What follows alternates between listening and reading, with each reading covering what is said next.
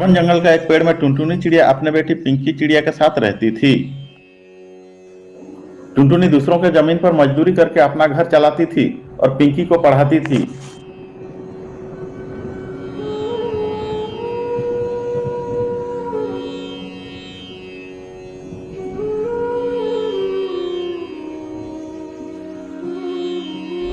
एक दिन टुनटुनी खेत में काम कर रही थी कि हठात बारिश होता है और बिजली कड़कती है,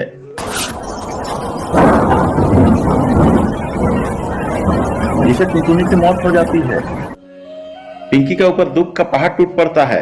वो अब बिल्कुल अकेला हो जाती है। जैसे तैसे खुद को संभालकर कुछ दिन बाद पिंकी स्कूल जाती है। स्कूल टीचर बोलती है, पिंकी तुम 2 महीने से क्लास फीस नहीं दिया है, पेमेंट कर दो नहीं तो स्कूल से नाम काट देंगे।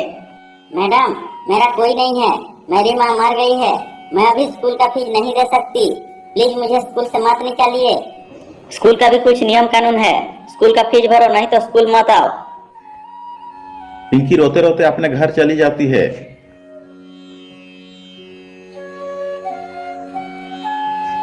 तभी घर का मालिक सेठ कड़कनाथ आता है।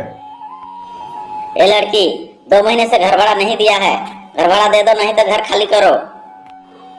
सेठ जी, आपको तो मालूम है कुछ ही दिन हुआ है मेरी माँ मर गई है, मैं अभी भाड़ा नहीं दे सकती, मैं कमाऊंगी तो सब एक ही बार में दे दूंगी। नहीं, तुम निकल जाओ मेरा घर से, मैं कोई धर्मशाला खोल के नहीं बैठा हूँ यहाँ। बोल के सेठ कड़कनाथ पिंकी को घर से निकाल देता है। घर से निकाला जाने के बाद पिंकी 2 दिन से भूखा प्यासा एक पेड़ के नीचे बैठा रहा। मैं 2 दिन से कुछ नहीं खाया, खाना के तलाश में जाती हूँ। और पिंकी खाना के तलाश में निकल जाती है।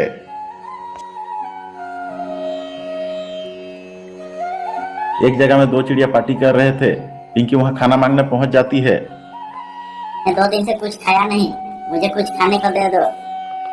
नाच के दिखा, हम तुम्हें खाना दे देंगे। पिंकी नाचने लगती है।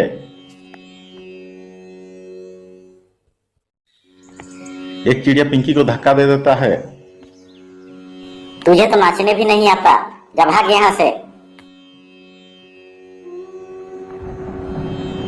पिंकी रोते हुए वहां से चली जाती है। पिंकी भूखा प्यासा चलते चलते एक पेड़ के नीचे बैठकर रो रही थी। तभी उसी रास्ते से उसकी चाचा जा रहे थे। वो पिंकी को देख के आते हैं। अरे पिंकी बेटा, तुम यहाँ? मैं काम के सिलसिले से शहर चला गया था, मुझे मालूम नहीं था कि तेरी माँ का देहांत हो गया है। चलो बेटा, तुम अब मेरा घर में मेरा साथ रहोगे। पिंकी अपने चाचा के साथ अपने चाचा के घर चली जाती है।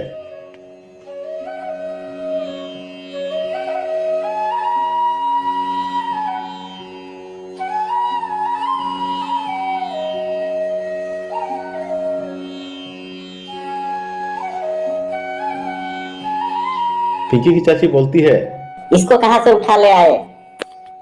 पिंकी आज से हमारा साथ रहेगी। यहाँ क्या अनाथ आश्रम खोल के बैठे हो? इसको यहाँ रखोगे तो मैं मेरे बच्चों को लेकर मायके जा रही हूँ। पिंकी अपने चाची की बात सुनकर रोते हुए अपना चाचा का घर से निकल जाती है और जाके एक पेड़ के नीचे बैठकर रोने लगती है। तभी उस रास्ते से खुशी परी जा रही थी। वो पिंकी को रोता हुआ देखकर आके बोलती है, क्या हुआ बेटी, क्यों रो रही है? तुम्हारा घर कहाँ है, बताओ, मैं पहुँचा दूंगी। मेरा कोई घर नहीं है, मेरा माता पिता मर चुके हैं, मैं 2 दिन से खाया नहीं हूँ, मुझे कोई खाना नहीं देता, सब मजाक उड़ाते हैं। पिंकी की बातें सुनकर खुशी परी भी बहुत दुखी हो जाती है और अपने जादुई शक्ति से अच्छा अच्छा खाना खाने को देती है। पिंकी खुशी मन से पेट भर के खाना खाती है।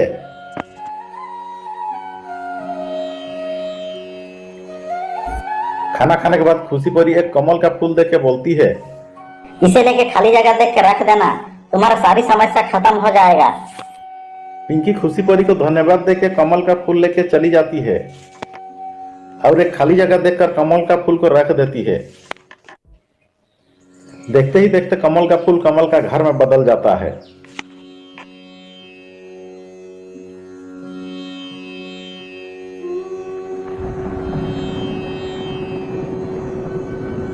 पिंकी जादुई कमल का घर का दिया पैसे से एक अनाथ आश्रम खोलती है और वहां अनाथ चिड़िया सबको रख के देखभाल करती है। और स्कूल फी दे के स्कूल फीस से जाने लगती है। एक दिन पिंकी स्कूल से घर आ रही थी तो देखती है उसका चाचा और चाची एक पेड़ के नीचे बैठे हैं। उन्हें देखकर उनके पास जाती है। चाचा चाची, आप लोग यहाँ क्या कर रहे हैं? क्या बोले बेटी, मेरा कपड़ा का दुकान में आग लग गया, कर्जा लिया था, घर बेच के कर्जा चुकाया हूँ, अभी रहने के लिए हमारे पास घर भी नहीं है। किसे आप अपना कहानी सुना रहे हैं इस भिखारिन को? चलिए चाचा, आप लोग मेरे साथ मेरा घर, हम लोग साथ में रहेंगे। पिंकी के चाचा चाची पिंकी के साथ उसकी घर चले जाते हैं। पिंकी की चाचा चाची पिंकी का जादुई कमल फूल का घर देखकर आश्चर्य हो जाते हैं। बेटी, तुम्हारे दुख के समय हम लोग साथ नहीं दिया, मगर तुम हमारे दुख के समय सहारा दे रही है। बेटी, मैं तो माफी के काबिल नहीं हूँ, मगर हो सके तो माफ कर देना। चाची, दुख के समय अपना ही तो काम आते हैं, आप लोग तो मेरे अपने हैं। पिंकी, तुम बहुत अच्छी हो। और पिंकी अपने चाचा चाची के साथ जादुई कमल का घर में खुशी से रहने लगी।